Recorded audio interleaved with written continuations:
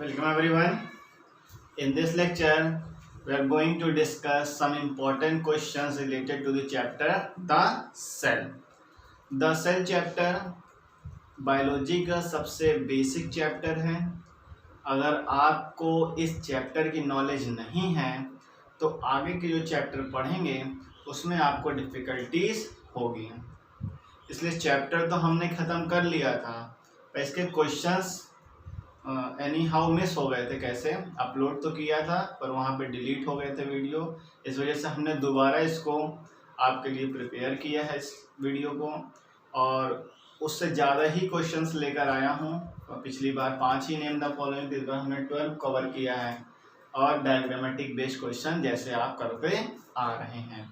ये क्वेश्चंस आपके लिए होते हैं जिसको आप सॉल्व करते हैं, आप इसके नोट्स बनाते हैं, आप हमें कमेंट सेक्शन में बताते हैं और हम एक बार रीड आउट कर देते हैं। अगर किसी को राइटिंग प्रॉब्लम हो रही है, किसी की वीडियो क्लियर नहीं है तो उससे आपको क्लियर हो सकता है। और इसको हम सॉल्व करके बताते हैं, इसको कैसे सॉल्व करते हैं। डायग्रामेटिक बेस्ड क्वेश्चंस आपके सब्जेक्टिव में आते हैं और 5 मार्क्स के होते हैं। एक ऐसे छोटा सा क्वेश्चन होता है लेकिन छोटे छोटे चीज पूछते हैं और ऑब्जेक्टिव ही टाइप के होते हैं। तो लेट्स स्टार्ट। सबसे पहले name the following. One organelle bound by double membrane. एक ऐसे सेल ऑर्गेनेल का नाम बताना है जो डबल मेम्ब्रेन है, मतलब जो उसकी लेयर जो है 2 हो। Clear. One organelle bound by single membrane. ऐसी लेयर जिसकी मेम्ब्रेन जो है सिंगल है, ऐसे ऑर्गेनल्स का नाम बताना है जिसकी लेयर सिंगल हो। अब प्रोकैरियोटिक सेल। अब ऐसा सेल बताइए जो प्रोकैरियोटिक हो। प्रोकैरियोटिक, यूकैरियोटिक आपको पता होना चाहिए क्या है। प्रोकैरियोटिक जिसमें न्यूक्लियस वेल डिफाइंड नहीं होते हैं और यूकैरियोट्स में न्यूक्लियस वेल डिफाइंड होते हैं। तो प्रोकैरियोटिक सेल एक बताना है। एंड द लार्जेस्ट सेल, एक लार्जेस्ट सेल जो आपको पता हो या हमने लेक्चर में बताया है या बुक से आप पढ़िए, कहीं से हमें कमेंट सेक्शन में आप बताइए। The physical basis of life, ये भी हमने पढ़ाया, सारी चीजें पढ़ाई हुई हैं। अगर आप लेक्चर देखोगे तो आपको सारे आंसर मिल जाएंगे। तो फिजिकल बेसिस ऑफ लाइफ आपको बताना है। The power house of the cell, ये तो सिंपल है, इतनी बार पढ़े हैं, छोटे क्लास से पढ़ते हुए चले आ रहे हैं power house of the cell, लेकिन बड़े हो गए तब भी क्वेश्चंस पूछता है। The suicidal bag of the cell, उस सेल का नाम बताइए जिसको suicidal bag of the cell कहते हैं। The pigment present in chloroplast. Name the pigment that is present in chloroplast. Chloroplast में जो present हो उसको बताना है। The control center of the cell. The control center of the cell. उस cell का कौन सा ऑर्गेनल है जिसको control centre of the cell कहते हैं। A semi-permeable membrane. You have to name the membrane which is semi-permeable membrane. Bearer और hereditary, उस स्ट्रक्चर का नाम बताना है जिसमें हेरिडिटी होती है। The membrane covering the vacuole, vacuole को जो मेम्ब्रेन कवर करती है उसका नाम आपको बताना है। तो ये था क्वेश्चंस कुछ जो आपके लिए है जिसको आप सॉल्व करोगे। इससे आपकी तैयारी कितनी हुई है ये आपको खुद पता चलेगा कि हमने लेक्चर जब देखा है, हमने बुक्स पढ़ी है तो हम कितने क्वेश्चंस यहाँ पर अटेम्प्ट कर पा रहे हैं।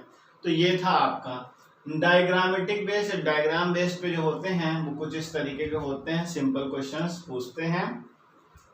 तो सबसे पहला है नेम द स्ट्रक्चर।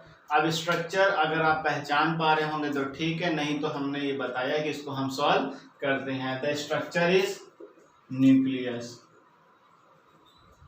ये क्या है? न्यूक्लियस है। Label the parts 1 to 5। अब 1 to 5 जो है इसको लेबल करना है। तो न्यूक्लियस की जो कवरिंग होती है ये बाहर की है, उसको बोलते हैं न्यूक्लियर मेम्ब्रेन। एंड ये जो जगह है that is called the pore. तो nuclear pore. And the fluid present in the nucleus is the nucleoplast. तो ये बीच में दिया गया that is called the nucleoplast, and the fourth one is on the thread that is called the chromatin, thread, material, fibre, जो भी आप कहिए। And this green structure which is dense, and the fifth one is called the nucleoblast. So these are the parts which I labeled for you। तो simple तरीके से जब आप पढ़े होगे, आपने देखा है लेक्चर को, आप अच्छे से सॉल्व कर सकते हो। Why is it important to this cell? ये क्यों इम्पोर्टेंट है सेल के लिए? It is important to this cell because nucleus is the controlling of this cell. ये क्वेश्चन यहाँ पे है आपका, the control centre of this cell is the nucleus. एक आंसर चलो हमने बता दिया। तो it is important because it is the controller of the cell. ये पूरे सेल को कंट्रोल न्यूक्लियस करता है। तो इसका आंसर आपको यहाँ पे मिल जाएगा।